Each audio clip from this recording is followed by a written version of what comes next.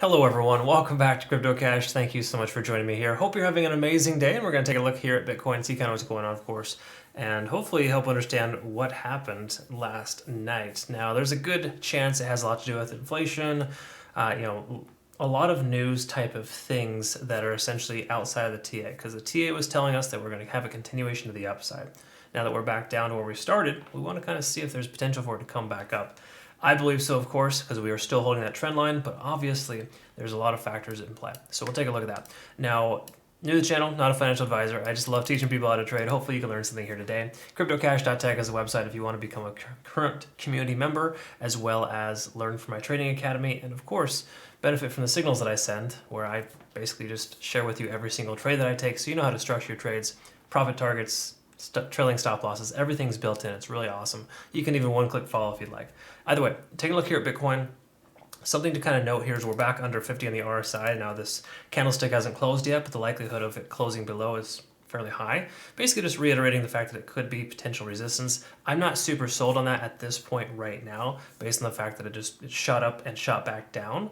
That really just implies that we're still below, and even though we got to close above, it really wasn't that long, it didn't hold that long. 50-day set moving average was nice to be up above that for a short while. Now we're back below. So again, this candlestick hasn't closed yet. I think the day is still young. I do feel like we're going to see a bounce. We did in fact see a bounce up to about 40,000, but the price kind of got corrected really quick. And it kind of just shows us that there's a lot of selling pressure at 40,000, but there's also a lot of buying pressure at 38.8 and 39. So we're probably going to be going sideways for a short amount of time would be my speculation, with a slow increase to the upside. And the main reason why I feel that is just because, again, we're holding this trend line quite nicely. So once again, 35,000 was the previous close, the lowest point in which the one-day candlestick would go back in January on the 24th. And then, of course, here in February, roughly a month later, we're looking at 37,000. Now, patterns don't always have to continue to repeat themselves, but they oftentimes do. And that's what's causing this trend line to occur. Right, so we got this little hit right here at 38,000 coincidentally. That was roughly 2 weeks later. So hypothetically, 2 more weeks from now, we'll see 38,800 or 39,000 as a round number, test it again, and of course, another push to the upside to try to test 44,500. Again, strictly hypothetical. There's no proof in this pudding here, but I can tell you that for the most part, we're still holding this trend line and we're still fine. So I don't feel any concern or anxiety that Bitcoin is back where it started from, based on the simple fact that we're holding above 38.8 for starters. We can close above that today. I'd be just fine with that. Obviously, we want to close above 40,000, 41,500. That would be nice, but we can't have that consolation just yet. I think the important thing is to start, kind of work with the basics here, close above 38.8, continue this trend line, and see what happens. Okay.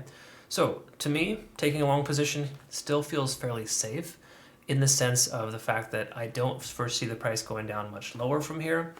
Once again, it could candle wick down lower, so just be mindful if you're going to have a stop loss, maybe put it below 37,000, just to be on the safe side. I know that seems like a far ways away, but depending on your type of position, I would just make sure that you're careful and cautious, but also on the same accord, it's proven to be continuing upwards in this trend, and this trend is definitely going to be our friend here, right? So I don't foresee anything else happening. Once again, this candlestick today is probably because of the inflation news, as well as the simple fact that I believe that they're trying to regulate cryptocurrency, and I think that's either today or speculation is coming soon. Okay, so again, I'm not fully abreast on the news. We actually got a guy in our community that's really good at that. I haven't consulted with him yet today, but generally speaking, that's probably the reason why we saw that was, of course, inflation came in 0.1% higher than we expected.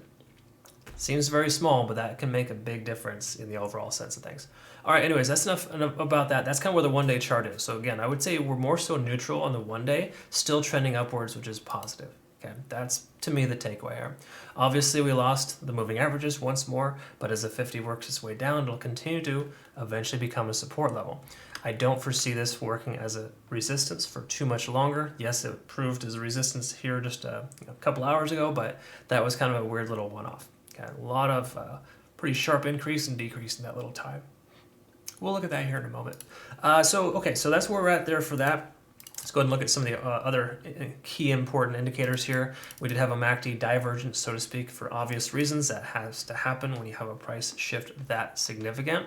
So it's almost as if this didn't happen, which is kind of funny. But the truth be told, we were consolidating nicely before between 37 and 39. It was a nice channel trading type of situation. So in other words, you're range trading between that specific price point. We haven't established the values here yet, but the likelihood of it range trading between 39 and 41.5 is much higher than for it to range trade below based on that trend line. Okay, so I do think that we're in pretty good shape here. At an entry around 39, you should likely take profits at 40,000 or 41,500. But between now and then, of course, I do think that we're going to probably consolidate for some time and then increase, because obviously you see this large candle wick. It tried, but it failed. It doesn't necessarily mean it's a bad thing. It basically just means that the selling pressure is high right there, but once again, you test that level a few more times and it'll break. So the likelihood of it continuing again higher from here, I think, is pretty high. Once again, we don't truly know, but that is kind of something I want to try to bring to your attention. But there's no doubt that we're at a bearish divergence here, of course, as well as the fact that the RSI is under 50. So in that sense, this transition from just say the 1 hour to the 1 day on the 4 hour is telling us that we should probably not consider a position in general. Like I would say that overall, even though I just kind of have this feeling that we're going to see the price slowly increase, be very careful and be very cautious in the coins you invest in right now, just based on the fact that there's these knee-jerk reactions that are happening. You know, a slight sell-off from Bitcoin right now can cause a large sell-off from other altcoins. So just be mindful and be cautious with that. I don't think we have enough time here for confirmation that we're holding this support line, but you know, Fibonacci retracement of 38.8 as well as previous levels, I think that we're looking pretty good here still to hold to the upside. But again, we have a lot of conflicting information too, that bearish divergence on the MACD. I'm curious about the Ichimoku cloud, which I'm fairly confident it'll give us a kind of an ugly signal, which, yeah, I mean, we're kind of technically in range of a short here, right? So, you know, this last time frame has basically told us that we could take a short position. But even though we're under the cloud and the conversion line is below the baseline, this lagging span is getting close to the price action. So if another 12 hours from now, we have the price action still at 38.8 or higher, then I think we can have that confidence in considering a position to the upside. Once again, that's just based on how that works. But truth be told, the cloud isn't going to give us that confirmation for some time, right? Because this will have to kind of taper off and the price will have to kind of either go sideways. Because if we get sideways action for 24 to maybe just say 36 hours, then we'll naturally be back up over the cloud. And at that point, we'd have that confirmation. So truth be told, if you take a position right now, we don't have a full-on confirmation minus that major trend line on the larger time frame. To me, that's more impactful than a small shift like this that we see here. Because again, this is a sharp increase and a sharp decrease. It's really hard to get a read on the technical analysis on specifically what's happening. You have to sometimes rely on larger time frames in situations like these. You kind of have to go with that instinct of like, hey, what's the overall trend right now? Is the overall trend, you know, the price going sideways? Because, you know, I talk about this in my trading academy, and let me just go ahead and summarize it here. I might have alluded to this earlier, but there's three different types of trading, right? And the success rate goes up based on depending on what kind of trading you're doing. In other words, there's a decreasing pattern, right, where the price of something goes kind of down, it channels down. That is essentially a low success rate because, of course, the price keeps lowering. Obviously, if you're shorting different position, but just say you're taking long in all these scenarios, the price is going down, you're going to have a lower success rate. Then there's, of course, channel trading, right? Or you could say range trading. A lot of people call it range trading, where you got this range where the price is in, and then you essentially effectively buy low and sell high. You have a moderate success rate with that. Okay, that is actually fairly successful once you establish that trend. The trend now, in the overall sense of things, if you look at the one-day chart, is still progressing upwards. And this is the last trend that I'm referring to, when the channel is moving up and you're effectively taking profits here and you're buying in right here. Again, this is a very loose sketch. I cover this more in detail within my trading academy, but what I can try to summarize here is the fact that the lower time frames is a mess. There's no doubt about it. An 8% increase followed by an 8% decrease doesn't help any type of shorter term time frame to really truly identify a trend, right? Because they pretty much just hit the big old reset button here.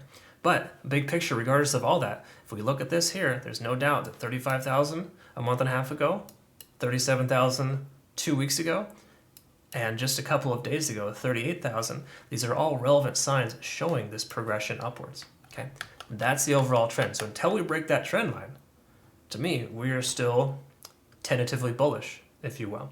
And when I say tentatively bullish, I'm just keep in mind, take that with a grain of salt, until we're back up over 46,000, I am not fully bullish on Bitcoin. I don't think we're going to see a surge in other altcoins until we have that confidence. That's why I got the question yesterday too. Like, why do a lot of altcoins right now suck? Why are they not doing very well? And Bitcoin's up 10% in 24 hours. Well, it's that prematurity, right? The Bitcoin dominance increasing. So obviously, with more money coming into Bitcoin, less money is going into altcoins.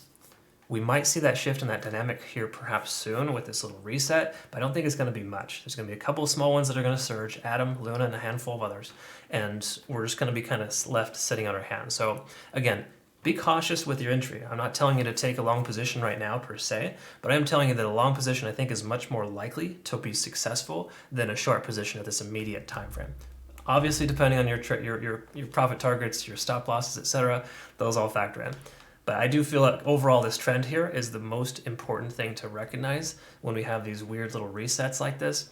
Because again, the 1 hour, the 4 hour, the smaller time frames are going to be thrown off significantly. You're not going to really get these good quality buys.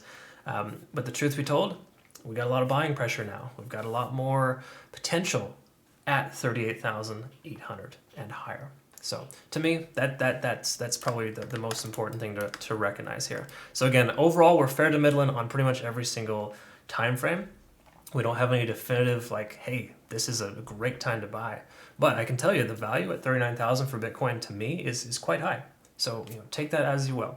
Either way, that's kind of where we're at here for Bitcoin. I hope you understand what I mean by that. I know that was somewhat of a circular educational conversation, but that's the whole point of this, right? I want to make sure you learn, you help understand, to become more of a self-sufficient trader. Because I think there's too much speculation out there and not enough education. So again, if you want to become a better trader, CryptoCache.tech is a site.